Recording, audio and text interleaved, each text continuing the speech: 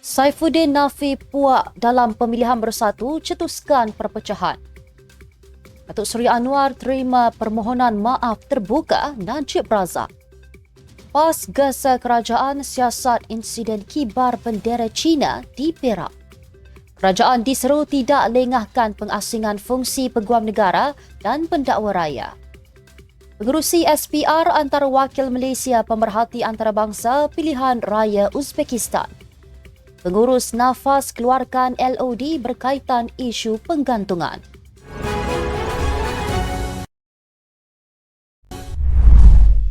Bismillahirrahmanirrahim. Assalamualaikum dan salam Malaysia Madani. Bersama saya Mirakilah dalam Nextstep News edisi petang. Jangan lupa ikuti kami di semua platform Nextstep Malaysia.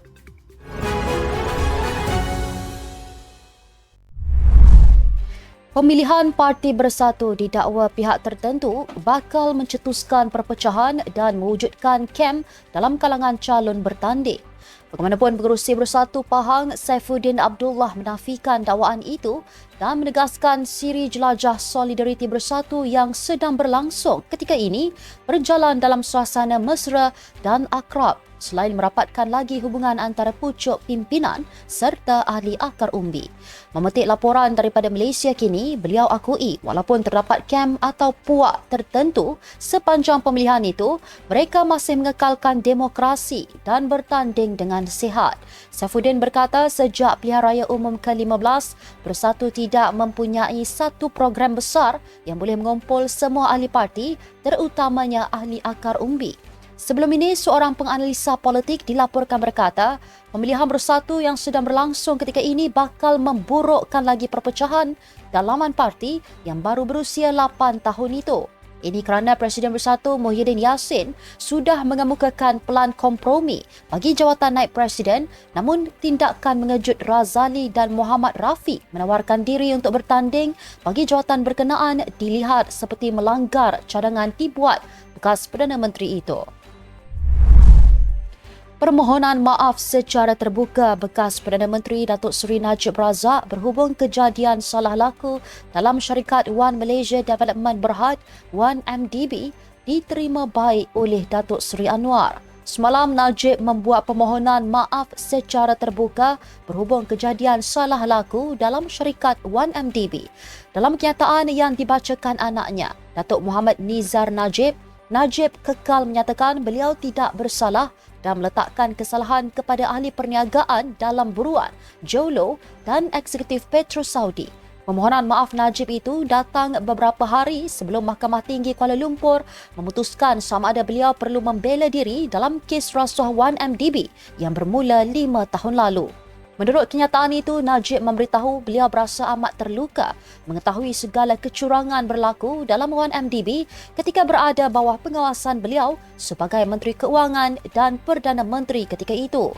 Najib yang memetik artikel diterbitkan The Age awal bulan ini yang menunjukkan bagaimana Low Tech Joe atau Jolo dan dua eksekutif Petro Saudi, Patrick Mahoney dan Tarek Obaid berpakat untuk menyelewengkan dana 1MDB. Menurut kenyataan itu lagi, Najib mendakwa bahawa rumusan daripada artikel diterbitkan itu menyatakan Petro Saudi serta Jolo bersubahat untuk memperdayakan beliau.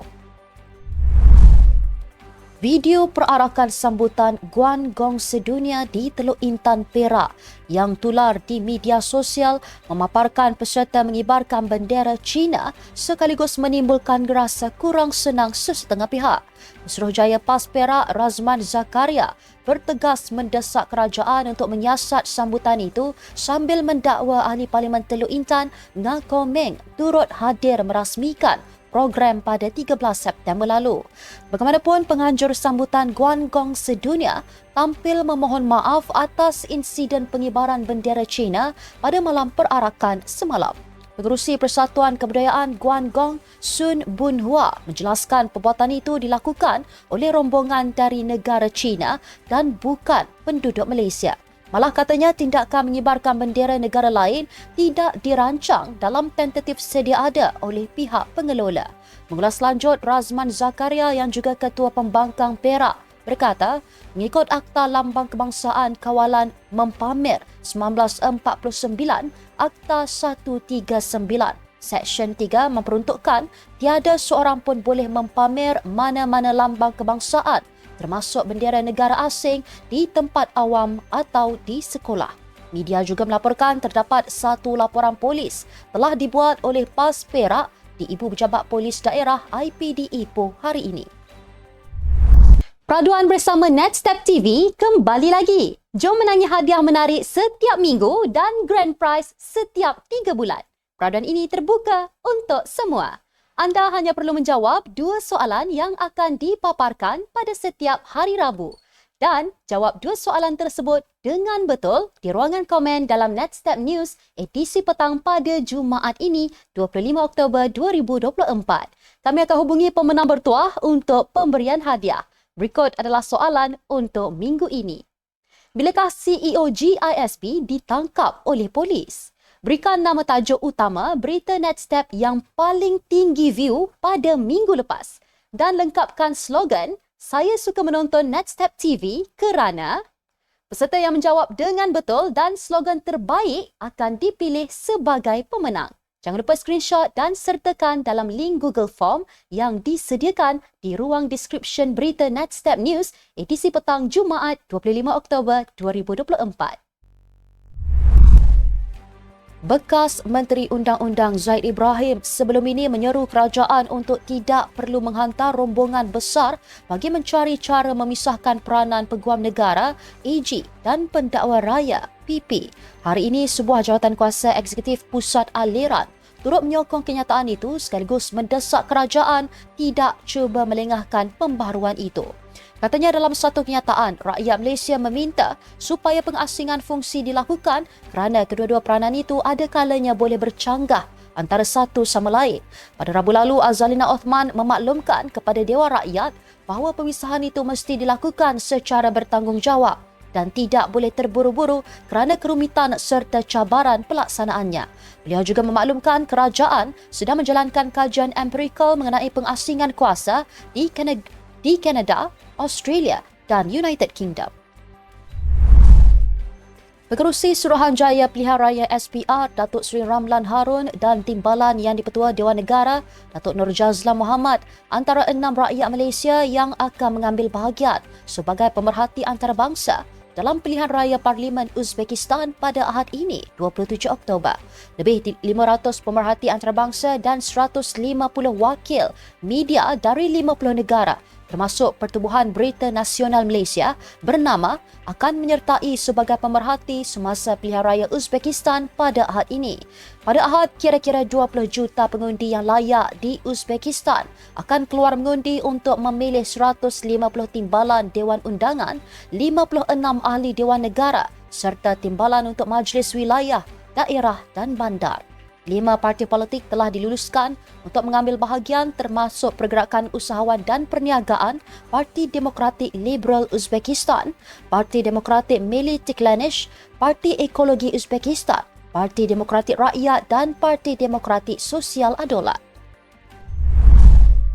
Pengurus Besar Pertubuhan Peladang Kebangsaan NAFAS, Faris Arifin hari ini mengeluarkan surat tuntutan LOD kepada pihak yang bertanggungjawab menyebarkan tuduhan palsu mengaitkannya dengan salah guna keuangan pertubuhan itu. Beliau berkata pasukan guamannya sedang mengambil langkah-langkah sewajarnya bagi melindungi integriti NAFAS dan reputasi profesionalnya. Katanya beliau komited terhadap agenda reformasi di NAFAS, memastikan organisasi terus berkhidmat kepada komuniti pertanian dengan integriti dan tadbir urus yang kukuh. Menurut Faris, NAFAS dan Lembaga Pertubuhan Peladang LPP mengesahkan bahawa tuduhan tersebut melanggar prosedur undang-undang yang ditetapkan oleh Pejabat Pendaftar Pertubuhan Peladang. NAFAS juga katanya telah menafikan penglibatan dalam kenyataan yang dikeluarkan oleh beberapa ahli jemaah pengarah dan laporan polis telah dibuat oleh bahagian komunikasi korporat NAFAS bagi menafikan kenyataan palsu tersebut.